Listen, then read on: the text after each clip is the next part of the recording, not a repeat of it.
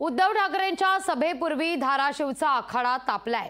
दिलीप ढवळेंच्या कुटुंबियांना न्याय मिळवून दिला का असा सवाल आता उपस्थित करण्यात येतोय।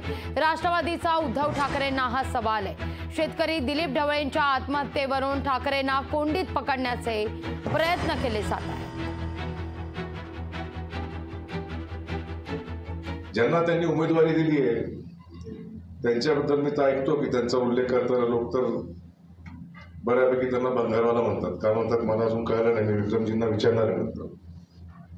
परंतु यांना त्यांनी परत उमेदवारी दिली आणि ह्या उमेदवारांनी ज्या आर्थिक फसवणुकी केलेल्या आहेत याचा परिपाक असा झाला की गळफास लावून दिलीप ढवळे या शिवसैनिकाचा दुर्दैवानं मृत्यू झाला।